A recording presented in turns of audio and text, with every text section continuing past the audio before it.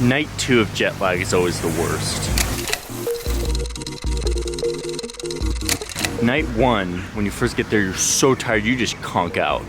But on night 2, you're rested, and so your brain kind of goes back into its old circadian rhythm, and you end up waking up at 3 in the morning if you're in Europe and you're from the United States.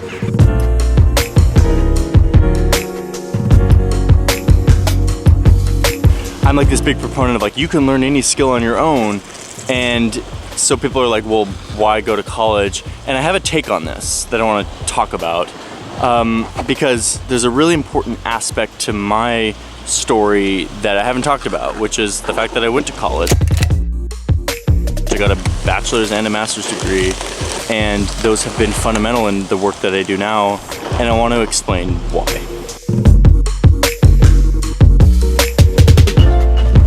Yeah, people are intense here. They bike to work in the snow. Man, if there was this much snow in DC right now, the whole city would be shut down. We just can't handle it. But here it's like, oh, it's snowing, cool, everyone bike to work. I don't want to make it sound like I just used my parents' camcorder and messed around and then suddenly got this great job at Vox and now you make international documentaries. That's not how it worked. First off, the video piece was, as you've seen, a lot of work and a lot of time and a lot of bad stuff. But the other side of this, the international relations, the journalism piece, that is also a huge body of work. Let's call these soft skills. The hard skills are the video, the graphic design, the motion graphics, all that. The soft skills are the thinking skills, the academia stuff. To me, this is a key ingredient in the skill set that allows me to do what I do today. And I want to break down why and how it affects my work and why it's so important that I have these soft skills in my skill set. So what do I mean by soft skills? Makes them sound like they're not that great. Maybe we should come up with a new term that isn't hard and soft skills. By the end of this video, I'm gonna come up with some new term for hard and soft skills. So stay tuned for that. I just need to talk it through first. Soft skills, heretofore known as soft skills, soon to be changed to something else in my mind, are skills that you learn that are not prescribed in a manual. There's no tutorial for soft skills. They are thinking skills. They're how to ask the right questions, how to inquire into society's biggest questions. They're skills that allow you to critically think about the world and to understand the world in a better way. Hard skills are kind of the opposite. They are skills that allow you to execute things like programming or graphic design. These aren't skills that necessarily help you understand the world, but you are able to execute things and build things, and they're technical. They require an understanding of a technical language that is used to execute a deliverable or a thing. Okay, so soft skills are more thinking, academic skills.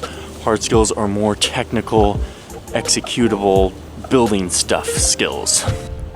Neon. Ever since we did that Hong Kong story on neon lights for Borders, I just have this new appreciation for neon. And what's a better term for this stuff? Soft skills.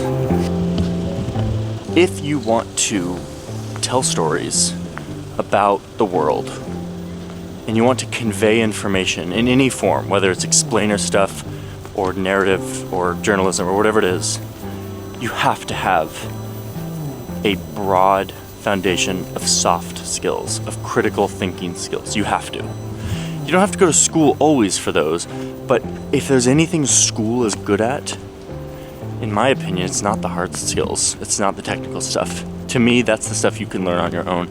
To me, what college is good for is the soft skills, is the critical thinking. That's the thing that like the professors and the academics have like figured out how to teach and figured out how to convey. So I'm done talking in abstract concepts here. I'll tell you how it worked for me. As I've said before, I switched to international relations after a semester of kind of being disillusioned with the film program.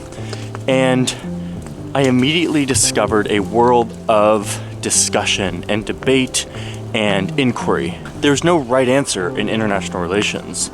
There is an ongoing debate. The academics call it a discourse, which is a very wonky academic word.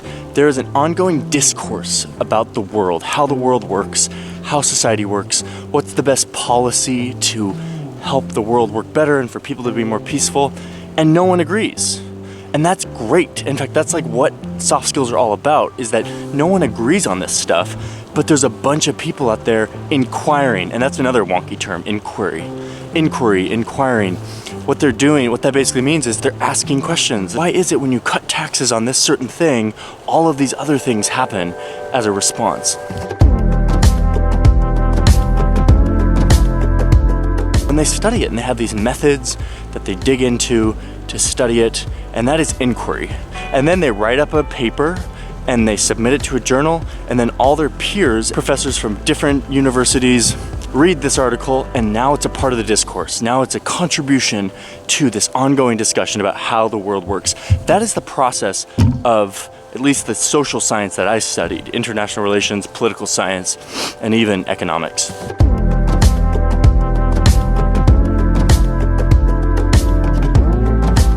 My mind started to change how I saw the world. I didn't see the world as some sort of I'm looking for the right answer. I started to see everything as an exercise of inquiry.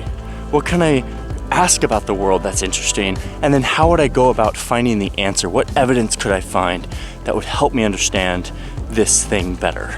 You do that for 4 years and you become a much more nuanced and powerful thinker. Suddenly, you're able to access the discourse. You're able to say, oh, I'm interested in tax policy and zoning law in Hong Kong. Instead of like trying to find the Wikipedia article, I'm gonna literally find the person who studies this and read their academic research. The other part of this explanation has a lot to do with taxes. If you're the type of person who navigates away from this video when you hear the word tax policy, stay with me here. Important caveat to all of this: I'm not a school person. Formal education was always very difficult for me.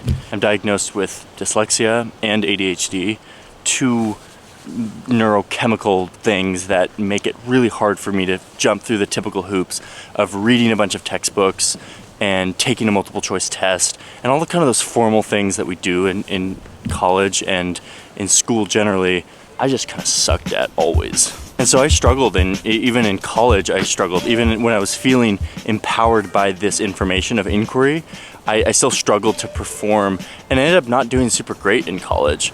But to me, the textbooks and the kind of memorizing facts, that's not what you're supposed to learn in college. Like, that's not what is useful about going to an institution with a bunch of smart professors. What's useful about that experience is learning how to think differently. You can learn the facts by reading a book or going onto Wikipedia. And the college environment is an environment of debate and inquiry, and so you're constantly surrounded with these debates and you learn to think differently. To me, this skill is so important for the work that I do. My job is to go out and to ask big questions about big international issues, and I will say that my education primed me to be able to do that. People are probably able to develop those skills on their own in the same way that you can develop video skills on your own, but to me it's a lot harder. It's hard to find a replacement for the setting when you're sitting around with your peers debating and discussing, and you have a professor who's really smart, who's leading the discussion, who is helping push your ideas past where they currently are. That to me is a unique academic experience that college provides. So the big takeaway from all of this, and the thing that I think is really important to mention, is that soft skills are important, hard skills are important. Together, they are incredibly powerful. And that's what I've built a career off of, is blending these soft skills with hard skills. It's a really powerful combination to have a social science mixed with a hard skill. And I don't think this is gonna change anytime soon. I think hard skills are gonna become increasingly more valuable. And if you hedge by learning some hard skills in addition to your soft skills, you'll be in good shape. I hope this was helpful. Oh, snow on my lens. I hope this was helpful in some way, having some basis of my perspective on college and hard skills and soft skills and the combination of those skills. I didn't come up with a cool alternative vernacular for hard skills and soft skills. I wish I would have come up with a different term. If you have like an idea of like what's a better term to describe these two different buckets of skills that's better and more descriptive than hard skill and soft skill, I'd love to hear it. All right, I'm gonna explore this city as it wakes up. Still very early and snowy, and I will see you next time.